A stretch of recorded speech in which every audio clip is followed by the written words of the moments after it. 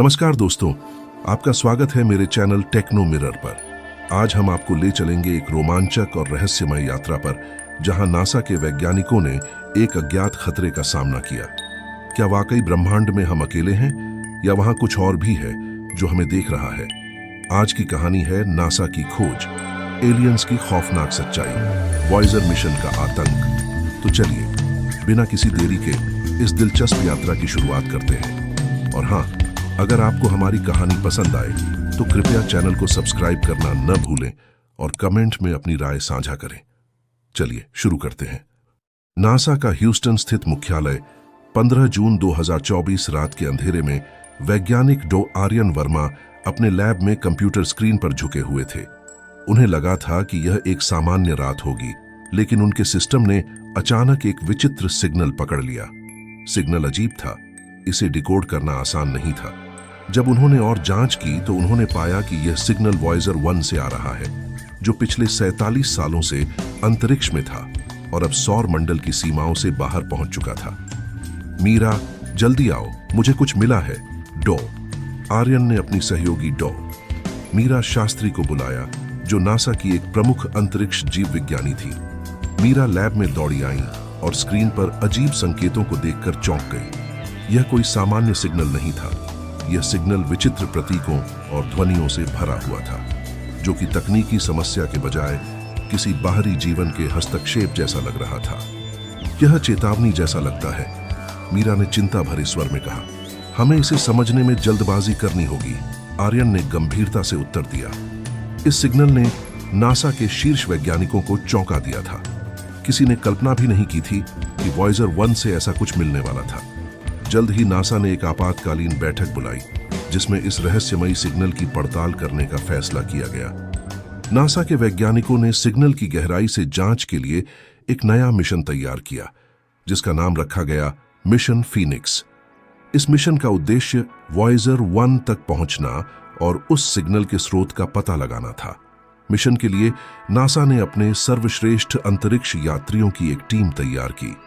Captain Vikram Singh, mission commander, एक अनुभवी और निडर नेता; डॉ मीरा शास्त्री, अंतरिक्ष जीव विज्ञानी, सिग्नल का अध्ययन करने के लिए प्रमुख वैज्ञानिक; राजीव मेहरा, कुशल इंजीनियर, यान और उपकरणों की देखरेख के लिए जिम्मेदार; समीर नायर, पायलट, जो यान को संचालित करने का काम करेंगे।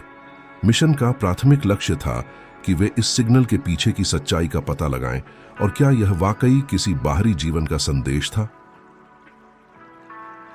जुलाई 2024 को मिशन फीनिक्स ने अंतरिक्ष की अनंत गहराइयों में अपनी यात्रा शुरू की। यान का नाम था ओरियन 7। यह मिशन वॉयेजर 1 तक पहुंचने के लिए था, जो अब पृथ्वी से लाखों मील दूर था। यात्रा के दौरान टीम ने महसूस किया कि यान के उपकरण अजीब सिग्नल पकड़ने लगे थे। यह सिग्नल वॉयेजर 1 के पास से आ रहे थे, लेकिन अब यह और भी ज्यादा तीव्र हो गए थे। जैसे ही यान वॉयेजर 1 के नजदीक आया, टीम को एहसास हुआ कि वे एक अनजान और खतरनाक शक्ति की ओर बढ़ रहे थे। यह कुछ सामान्य नहीं है, कैप्टन विक्रम ने गंभीरता से कहा। हमें पूरी सावधानी से आगे बढ़ना होगा। वॉयेजर 1 के करीब पहुंचने पर टीम ने देखा कि यान के चारों ओर एक अजीब चुंबकीय शक्ति मंडरा रही थी। यह दृश्य किसी भी इंसान ने पहले कभी नहीं देखा था। वॉयेजर 1, जो वर्षों से निष्क्रिय था, अब अजीब ढंग से चमक रहा था, जैसे कोई अदृश्य शक्ति उसे नियंत्रित कर रही हो। यह चुंबकीय क्षेत्र बहुत खतरनाक लगता है, राजीव ने कंप्यूटर स्क्रीन पर निगाहें जमाते हुए कहा। हमें इसे करीब से देखना होगा, लेकिन बहुत सावधानी बरतनी होगी, कैप्टन विक्रम ने निर्णय लिया। जैसे ही यान वॉयेजर 1 के और करीब पहुंचा, उपकरणों ने और अधिक विचलित करने वाले सिग्नल पकड़ने शुरू कर दिए। अब तक टीम को यह एहसास हो गया था कि यह सिर्फ वैज्ञानिक अनुसंधान से अधिक था।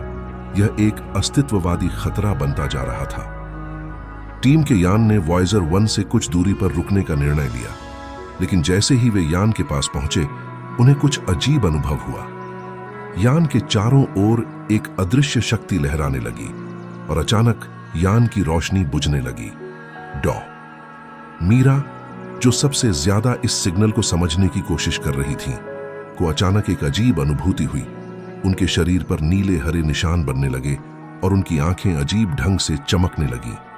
यह मुझे अंदर से खा रहा है, मीरा ने कांपते हुए कहा। बाकी टीम मीरा की हालत देखकर घबरा गई। वे नहीं समझ पा रहे थे कि यह क्या हो रहा है, लेकिन इतना साफ था कि यह कोई बाहरी शक्ति थी जो मीरा को धीरे धीरे अपने कब्जे में ले रही थी। मीरा की हालत बिगड़ती जा रही थी। उसकी आंखें अब पूरी तरह से बदल चुकी थीं और उसका शरीर अजीब तरीके से प्रतिक्रिया कर रहा था। विक्रम ने तुरंत आदेश दिया कि मीरा को मेडिकल यूनिट में ले जाया जाए, लेकिन उनकी हालत और भी खराब हो गई। हमें जल्द ही कुछ करना होगा, राजीव ने घबराते हुए कहा। मीरा की चीखें अब अंतरिक्ष यान के पूरे वातावरण में गूंजने लगी थीं। ऐसा लग रहा था जैसे कोई अज्ञात शक्ति उनके शरीर को नियंत्रित कर रही थी।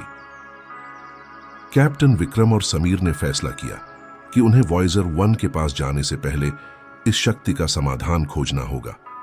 उन्होंने बाकी टीम को यान के सुरक्षित क्षेत्र में भेज दिया और खुद यान के स्वचालित नियंत्रण प्रणाली का उपयोग करते हुए वॉयजर 1 की जांच करने का निर्णय लिया। जैसे ही वे वॉयजर 1 के और करीब पहुंचे, यान के चारों ओर की चुंबकीय शक्ति और भी बढ़ने लगी। अचानक विक्रम को एहसास हुआ कि यह शक्ति अब उनके यान की ओर बढ़ रही है। हमें जल्दी करना होगा, यह हमें भी बर्बाद कर सकती है, समीर ने कहा। नासा ने मिशन के बाद इस घटना को गुप्त रखा, लेकिन यह सवाल बना रहा कि क्या यह बाहरी शक्ति समाप्त हो गई थी या अब भी वह किसी रूप में अस्तित्व में थी। मिशन फीनिक्स के सदस्य एक खतरनाक सच्चाई का सामना कर चुके थे, जिसे दुनिया से छिपाना ही सबसे सही था।